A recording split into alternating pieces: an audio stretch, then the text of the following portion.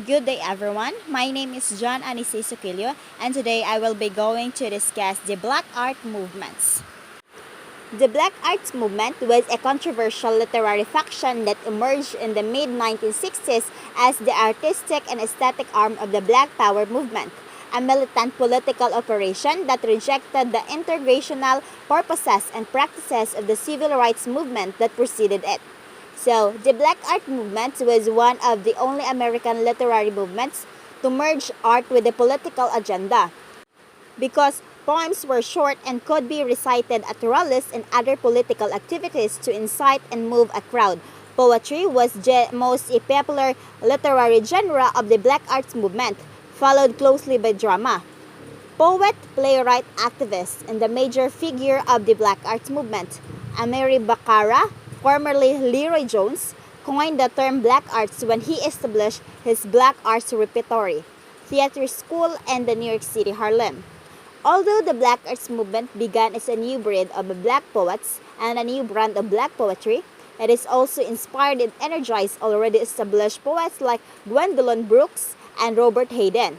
The Black Arts movement created many poetic innovations in form, language, and style that have influenced the work of many of today's spoken word artists and socially conscious rap lyrics. These poets most often associated with the Black Art movements include Baccara, Sonia Sanchez, Etheridge Knight, Nikki Giovanni, Larry Neal, Mary Evans, Don L. Lee, known as Haki Mudhubuti, Caroline Rogers, Marvin X, Jane Cortez, Askia Tour, and John Jordan. A number of important African American playwrights, fiction writers, and scholars also made significant contribution to the Black Arts movement, creatively as well as the philosophical, theoretical, by defining and outlining the objectives and the criteria of the movement and its black aesthetic. So, several publishing houses and workshops were founded during the period of the movement, and several magazines and journals emerged, all of this which provided a vehicle for the literary work of the Black Arts poets. Literary publications such as Freedom Ways, Negro Digest, later renamed Black World, and The Black Scholar, the Journal of the Black Poetry, and The Liberator brought Black Arts movement poets to a larger audience when more established publications rejected their work. The two important publishing houses, Dudley Randall Broadside Press in Detroit and Mohobothi Third World War Press in Chicago, were also instrumental in helping to introduce new poets and to disseminate their work.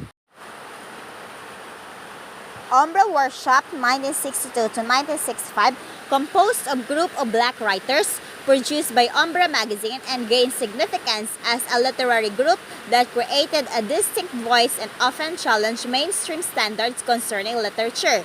And lastly, Baraka Black Arts Repertory Theater School, founded in 1965, brought free plays, poetry readings, and a musical performance to the people of Harlem, hereby carrying out the idea of art as a communal experience.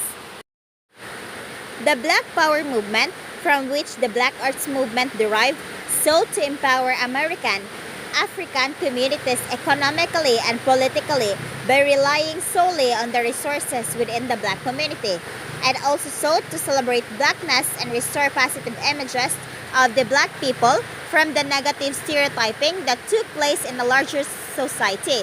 Thus, slogans such as "Black is beautiful" were prominent during the time. As a result, Black Arts movement writers experimented with methods of artistic expression that were characteristic of African and American culture and experiences. First of all, the poetry was infused with a certain level of black consciousness, meaning that its subjects and themes reflected the quality and the character of the black experience. In form, Black Arts movement poets often rejected standard English in favor of the Black English, a more colloquial and a vernacular language and syntax. They peppered with a street slang and idiomatic phrases that were simple, direct, explicit, and often irrelevant. The Black Arts movement had much in common with another period of increased artistic production among African American writers, the Harlem Renaissance of the 1920s. The Black Arts movement established a number of objectives and criteria for its creative artists to follow. Primary, among them was to persuade American Americans to reject the mainstream culture and the process of Americanization and assimilation, instead encouraging them to embrace a black aesthetic whereby black people would look to their own culture and aesthetic values to create and evaluate American African literature. So there was three major criteria of the Black Arts movement established by Ron Karenga, where all the black art must be functional, collective, and committed.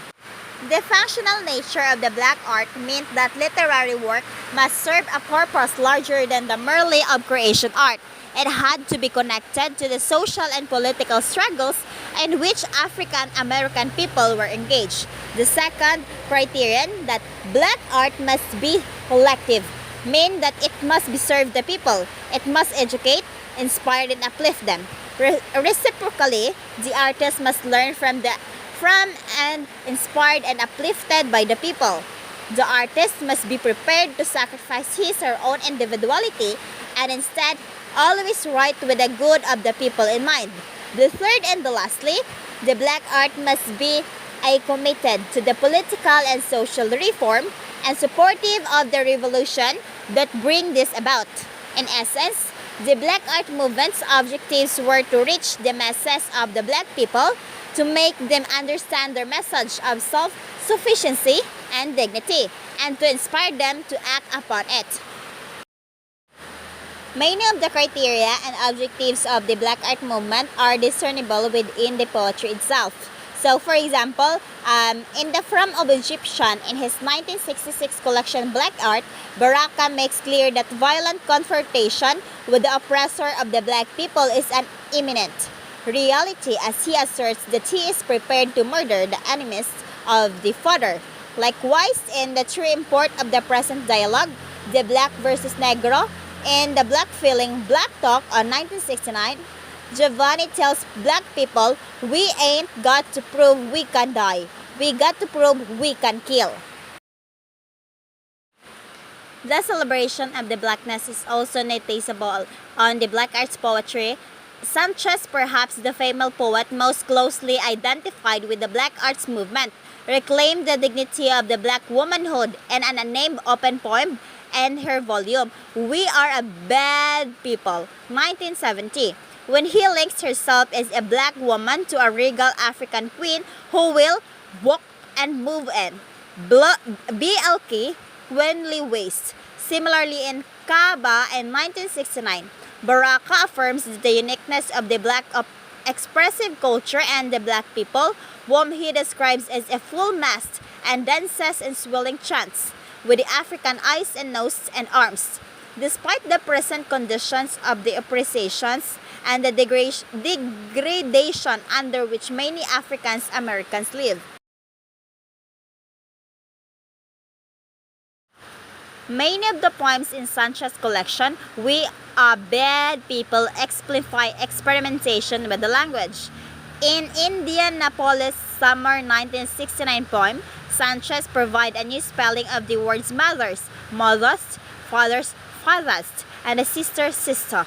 And the word about becomes bout, the word black becomes BLK, and the word I become small I. The changes in the spelling as well as the use of non-standard English in Sanchez's poem are meant to capture the syntax in the vernacular speech of many within the black community, while the abbreviated spelling of the BLK and the lowercase of I are part of Sanchez's refusal to adhere to the rules of the standard English. Many of the Black Arts poets perceive language to be the tool of the oppressor and therefore sought ways to make their own. Lastly, the use of pejorative terminology and irrelevant language was also common among the Black Arts poets. Diplos were often referred as pigs, and the white people were termed honkies or crackers. several criticism has been labeled against the Black Arts Movement. One was it tended only to address issues of the race and to promote racial hatred. Also, the functional aspect of the Black Arts Movement came to be denounced by the newly emerging Black literary critics who claimed that the literature itself was often subordinate to the political or the social message of the movement. These critics saw that this as detrimental to the Black literature, creating a narrowness of focus that creatively limited to the artist and to the kind of literature he or she should compose. In addition, there was a tendency in the Black Arts Movement to devise theories prior to the creation of an actual body of the literature that would prove the theory. Therefore, the literature was derived by the theory rather than the other way around. Lastly, some Black Arts Movement writers are known to judge harshly any Black author who did not conform to the criteria and objectives of the movement. Even Black authors of the past were not exempt from being maligned, and Black Arts Movement writers often did criticize them without always taking into considerations the historical period and the context in which these past writers were composing their literature. Still, the Black Arts Movement influence and contributions to the American poetry were far-reaching. It made literary artists rethink and function and the purpose of their work and their responsibility to their communities and to society. It also influenced and it continues to inspire new generation of poets to experiment with a variety of artistic forms, to refuse the pressure to conform to the Western standards of art, and to write, embrace, and derive their art from within their own expressive culture. So that's all of my topic, the Black Arts Movements. Thank you.